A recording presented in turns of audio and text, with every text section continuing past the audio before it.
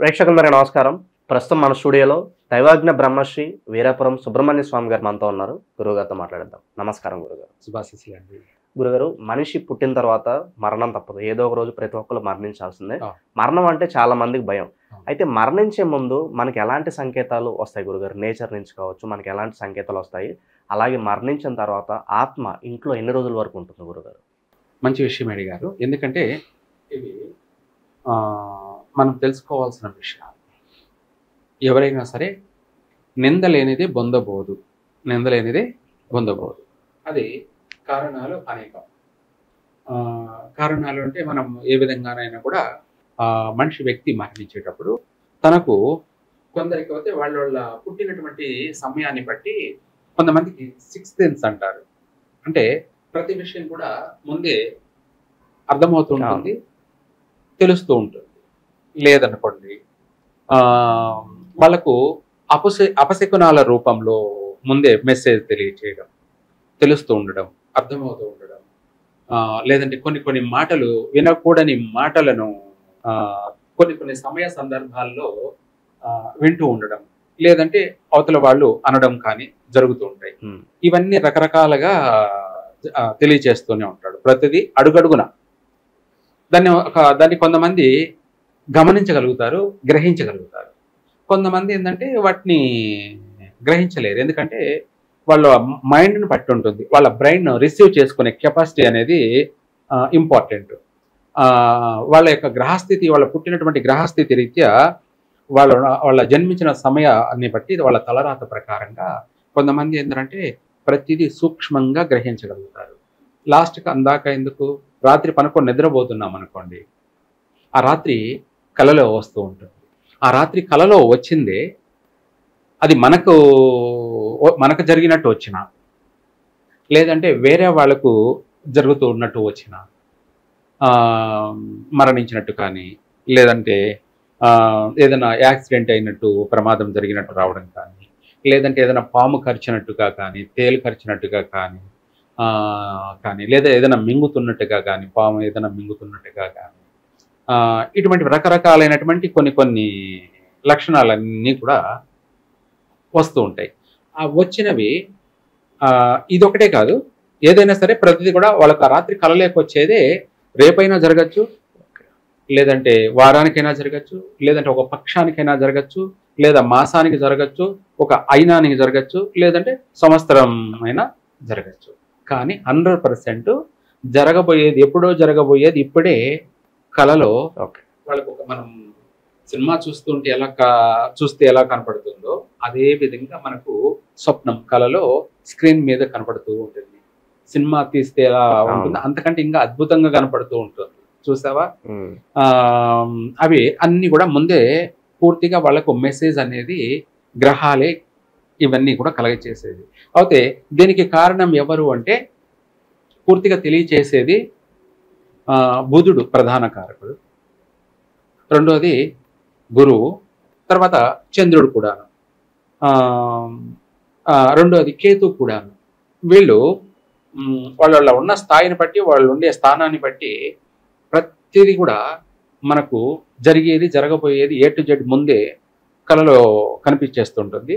ఆ కళలో కనిపించిందే రేపే జరిగింది అనుకోండి, లేదంటే వారానికి జరిగింది అనుకోండి, అది మన కళ్ళ ముందు జరిగింది అనుకోండి, అప్పుడు మనం అనుకుంటాం చూస్తూ, అరే ఇది నాకు నిన్ననే కళలో కనిపించింది కదా, లేదంటే వారం కిందట నాకు కళలో కనిపించింది కదా, నాకు కళలో కనిపించిందే నా కళ్ళ ముందర జరిగిందే అని చెప్పేసి వాళ్ళు ఆశ్చర్యానికి లోనవుతారు. అంటే ఏంటిది, మొన్న నాకు కళలోకి వచ్చింది, ఇప్పుడే నా కళ్ళ ముందరే జరిగింది అంటే అది జరగబోయేది ముందే నాకు దేవుడు తెలియచేస్తున్నాడా అని చెప్పేసి వాళ్ళకి ఒక క్లారిటీ ఇచ్చేస్తారు. అలా కొంతమందికి మెసేజ్ కనుక్కోగలుగుతారు. కొంతమంది ఏంటంటే ప్రతి మనిషికి ఇస్తుంటాడు మెసేజ్. కొంతమంది ఏంటంటే ఆ రాత్రి వచ్చిన కళ పొద్దునకి మర్చిపోయి ఉంటారు, పొద్దునకే మర్చిపోయి ఉంటారు. ఏ కళ వచ్చింది అనేది కూడా గుర్తుండదు. ఒకవేళ వచ్చినా కూడా ఏంటి కళ వచ్చింది నాకు గుర్తు లేదు అని చెప్పేసి చెప్పడం జరుగుతుంది. లేదు, వాళ్ళకు వచ్చిన కళ కూడా ఆడ జరుగుతుంటుంది, వాళ్ళకు ఇది జరుగుతుందో లేదో అంటే ఇవన్నీ జరిగేనా అయ్యేనా, నిజమో కాదో, ఏదో సీరియస్ గా తీసుకోరు తీసుకోరు, నమ్మకము ఉండదు, మర్చిపోతారు. ఇలా రకరకాలైనటువంటి ఇది ఉంటుంది. చనిపోయే ముందు ఎవరైతే ఉన్నారో వాళ్ళకి కొంతమందికి వాళ్ళు చనిపోతారనేది వాళ్ళకే తెలుస్తుంది. వాళ్ళకే తెలుస్తుంది. వాళ్ళు ఏదైతే ఊహిస్తూ ఉంటారో, ఏదైతే అనుకుంటూ ఉంటారో అయ్యే జరుగుతూ ఉంటాయి వాళ్ళకి. అలాంటి వాళ్ళకి 100% తెలిసిపోతుంది. అంటే ఎప్పుడు ఏమిటి, ఏ ద్వారా, ఎటువంటి ద్వారా, అది నీటి గండమా, లేదంటే ఏదన్నా ఫైర్ వలన, లేదంటే ఏదన్నా యాక్సిడెంట్ ప్రమాదం వలన, లేదంటే అనారోగ్య రీత్యానా అనేది ప్రతిదీ కూడా ముందే తెలియచేస్తుంటాడు. దీన్ని భగవంతుడు వాళ్ళకు దైవానుగ్రహం ఉండబట్టే ఇవన్నీ ముందే తెలియచేస్తుంటాడు. వాటిని తెలుసుకుని తప్పించుకు తిరుగుబాటు దాన్ని నిడుసుమి అని చెప్పి కూడా మార్గం ఉంది. దాన్నే మృత్యుంజయ హోమం. ఇంకా చెప్పాలి అంటే సర్పశాంతి. ఎందుకు దీనికి ప్రధాన కారణం? రెండోది సర్పశాంతి. ఎందుకు సర్పశాంతి అన్నామంటే ఈ ప్రపంచంలో పుట్టిన ప్రతి జీవిని మనిషి, ఇప్పుడు నేనే ఉన్నాను, నేను మాట్లాడుతున్నాను, నేను నడుస్తున్నాను, ప్రతిదీ చేస్తున్నానంటే ఎలా? నా బాడీ అంటే కాదు, నాలో ఉన్న జీవము అంటే, జీవం అంటే ప్రాణం, అది కనిపించదు. నాలో ఉన్న పార్ట్ ఏదైనా మీకు చూపించాలంటే చూపించచ్చు, గుండె చూపించాలన్నా చూపించచ్చు, కడుపులో పేగులు చూపించాలన్నా చూపించచ్చు, కిడ్నీ చూపించాలన్నా చూపించచ్చు, లంగ్స్ అంటే ఊపిరి సంబంధించి చూపించాలన్నా చూపించచ్చు, బ్రెయిన్ చూపించాలన్నా ఏదైనా మన పార్ట్ని చూడొచ్చు.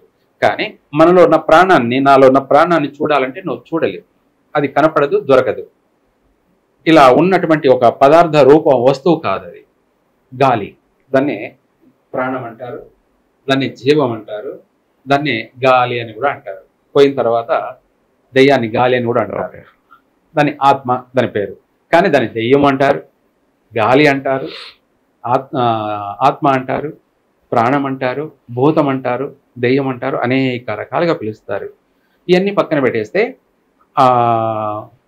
సర్పానికే ఈ ప్రాణం ఎక్కడుంది, అది ఎలా ఉంది, దాన్ని ఎప్పుడు తీసుకెళ్ళాలి, దాని టైం అంటే దానికి ఆ క్షణం ఏ టైం అయితే ఉందో ఆ క్షణం ఏమిటి అనేది దానికి తెలుసు. ఆ సర్పమే నీల సర్పం అంటారు. ఏమంటారు? నీల సర్పం. ఈ నీల సర్పమే యముడి చేతిలో ఉన్న పాసం. యముడి చేతిలో ఉన్న పాసం. పాసం అంటే తాడు కాదు, అది పామే. దాని పేరే నీల సర్పం. మనం అదేంటంటే మనం ఒక క్రియేటివిటీ తాడుగా క్రియేట్ చేసుకున్నాం. అదే యమపాసం అనేది, అదే నీల సర్పం. ఆ ప్రాణాన్ని తీసుకుపోయే ముందు ఆ సర్ప రూపంలో మనకు ఒక 15 రోజుల నుంచన్నా తెలియచేస్తూ ఉంటాడు. దగ్గర వచ్చినప్పుడు ఆ 15 రోజులన్నా తెలియచేస్తుంటాడు. దాని ప్రాణం తనకు పోయేటప్పుడు కూడా మార్కండేయుడు శివుణ్ణి భయపడి హత్తుకుంటే శివుడే ప్రత్యక్షమై ఆ మృత్యువుని పారద్రోలాడు. అట్లాగా మనకు ఆయుష్ ఏదైతే ఉందో, మనకు వృద్ధాప్యం అప్పుడు దానికి పరిష్కారం లేదు. మన చిన్న వయసు అనుకోండి, 10 ఏళ్ళు, 2 ఏళ్ళు, 20 ఏళ్ళు, 30 ఏళ్ళు వయసు అనుకోండి, అది వాళ్ళకి గండం మాత్రమే, ఆయుష్ తీరింది కాదు. అర్థమైందా? బాగా గుర్తు పెట్టుకోండి. అంటే ఆయుష్ తీరిపోయాడేమనుకుంటారు, కాదు, పొరపాటు. మనిషికి దినదిన గండం 100 ఏళ్ల జీవితం అన్నట్టుగా మనిషికి ఇన్ని సంవత్సరాలకు ఒకసారి గండాలు ఉంటాయి. నీటి గండం ఒకటి, వాహన గండాలని చెప్పేసి, ఆరోగ్య గండాలని చెప్పేసి, లేదంటే విష ప్రయోగాలని కానీ, అంటే విష ప్రయోగాలు అంటే సర్పం కరవడము, లేదంటే తేలు కరవడము, లేదా ఇది కాకపోతే ఫుడ్ పాయిజన్ అని చెప్పేసి ఇటువంటి గండాలు వస్తూ ఉంటాయి. ఆ గండాలలోనే ప్రాణ నష్టాలు కోల్పోయే అవకాశం ఉంది. అందుకనేసి అటువంటి వాళ్ళకే ఈ పరిష్కార మార్గం అనేది వర్తిస్తుంది, ఇది మృత్యుంజయ హోమం. ఎందుకంటే ఆ ప్రాణం పోవాల్సింది కాస్త చిన్న సమస్యతోటి బయటపడి మళ్ళీ మనము ఇంకా ఒక 30 సంవత్సరాలు 50 సంవత్సరాలు కూడా బ్రతికే అవకాశం ఉంటుంది. దానికి ఈ మార్గం. ఇందాక మనం చెప్పినట్టు నీల సర్పం 15 రోజుల నుంచి మెసేజ్ ఇస్తూ ఉంటుంది. ఆ పాము ఇంకా దాని టైం దగ్గరికి వచ్చినప్పుడు తను వచ్చేసి గాలి రూపంలోనే ఉంటుంది. ఇదంతా అంటే మనకు పాజిటివ్ గాలి అంటారు కదా, అట్లా నిజంగా మనకు కనపడి పాము తీసుకుపోదు. ఇదంతా గాలిలో జరిగేటువంటి మాయ. ఆ గాలి అంటే ఊపిరి, ప్రాణం ఆగిపోవడం అంటారు, ఊపిరి ఆగిపోవడం అంటారు. ఆ సర్పం వచ్చేసి ఆ టైంలో మనిషికి ఆ పొయ్యమని తెలుస్తూ ఉంటుంది, అర్థమవుతుంటుంది, అన్ని తెలుస్తూ ఉంటాయి. దాదాపు 10,000 సర్పాలు వచ్చి పీకుతున్నట్టు, ఎన్నో తేళ్లు, జర్రులు ఫీల్ అవుతాం, అలా మనిషికి అర్థమవుతూ ఉంటుంది. ఆ మూమెంట్ లో ఆ సర్పం వచ్చేసి మనలో ఉన్నటువంటి ఆ ప్రాణాన్ని తీసుకుపోతుంది. గురుగారు, అయితే మరణించిన తర్వాత ఈ ఆత్మ అనేది ఎన్ని రోజుల వరకు ఉంటుందంటారా ఇంట్లో? మంచి విషయమే. అయితే ఆ ప్రాణం ఆ రోజు మనం ఎప్పుడైతే మరణించాడో, ఆ మరణించిన తర్వాత 10 రోజులు మాత్రమే ఉంటుంది. దాన్నే 10 దినాలు. ఎన్ని రోజులు? 10 దినాలు. 10 దినాలు. అందుకే ప్రతిరోజు కూడా ఆ ఆత్మకు నైవేద్యం అంటే భోజనం పెడతారు, నైవేద్యం 10 రోజులు కూడా పూర్తిగా. దాన్ని 10 దినాలు అంటారు. 10 రోజులు అంటే 10 రాత్రులు పూర్తి అయిపోయి 11వ రోజుతో ఆత్మ వెళ్ళిపోతుంది. ఆత్మకి శాంతి కలగకపోయినా వెళ్ళిపోతుందా గురుగారు, లేదంటే ఇంట్లోనే ఉంటుందంటారు? మంచి మాట అడిగారు. మీరు అన్నట్టుగా ఆ ఆత్మ అనేది తనకు సంపూర్ణ ఆయుష్ తీరుండి, అంటే ఆయుష్ ప్రమాణం అనేది ఒకటి ఉంటుంది. ఆ ఆయుష్ తీరున్నట్టయితే అంతటితో వెళ్ళిపోతుంది. ఆయుష్ తీరకుండా మధ్యలో అర్ధాంతరంగా చనిపోయిన వాళ్ళు ఉంటారు. ఇందాక మనం చెప్పుకున్నాం, చూసావా? మధ్యలో దినదిన గండం 100 ఏళ్ల జీవితం అన్నాం కదా. చాలా చిన్న ఏజ్ లో చనిపోతారు, చాలా మంది అంటూ ఉంటారు. అవును, చాలా తక్కువ ఏజ్ ఎలా చెప్పారు. 100% వాళ్ళకు ఆయుష్ తీరి కాదు, గండాల వల్ల మరణించారు. వాళ్ళు ఏంటంటే వాళ్ళ ఆశలు, వాళ్ళ కోరికలు తీరక నువ్వు 10 దినాలు పెట్టినా కూడా ఆత్మ పోదు, ఆ ఇంటి చుట్టూనే తిరుగుతూ ఉంటుంది. రెండోది వచ్చేసి అది గాలి రూపంలోనే ఉంటుంది. ఏమన్నా మనిషి రూపంలోనో, లేకపోతే మనం చూపించే సినిమాల్లో చూపించే, సినిమాలు అన్నారు కాబట్టి చాలా వరకు సినిమాల్లో ఎవరో ఏదో అతనికి మోసం చేస్తారు, చనిపోయిన తర్వాత రివెంజ్ తీర్చుకోవడానికి ఆత్మ ఇంట్లోనే వేచి చేస్తూ ఉంటుంది. చాలా సినిమాల్లో మనం చూస్తుంటాం. వాస్తవం.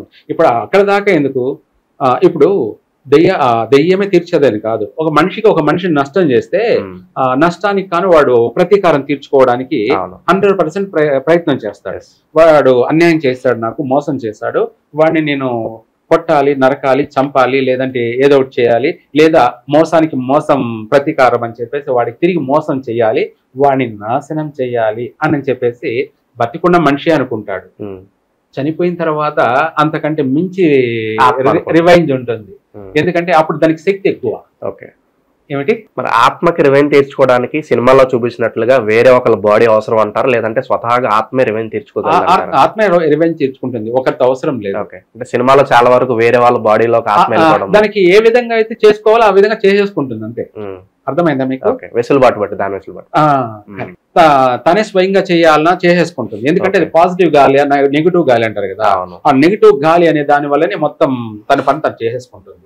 ఇంకొకరి దానికి ప్రవేశించాల్సిన అవసరం లేదు. అలా కుదరని పక్షాన, తనకు కాని పక్షాన అవతల వాడు స్ట్రాంగ్ మ్యాన్ అనుకో, ఎవరు మనకు ఆ దెయ్యానికి, ఆ మనిషికి బతికున్నప్పుడు మోసం చేసిన వాడు, అన్యాయం చేసిన వాడు అవతల పర్సన్ చాలా పవర్ఫుల్ పర్సన్ అనుకో, అప్పుడు తను ఏం చేయాలో, ఎలా చేయాలో అప్పుడు దాని ప్రకారంగా అది అనేక ప్రయత్నాలు చేసి రివెంజ్ అవుతే మాత్రం తప్పకుండా తీర్చుకుంటాం. ఓకే, సో ఆత్మల గురించి చాలా మంచి విశేషాలు మాకు తెలియజేశారు గురుగారు. ధన్యవాదాలు గురుగారు. సర్వే జన సుఖినో భవంతు.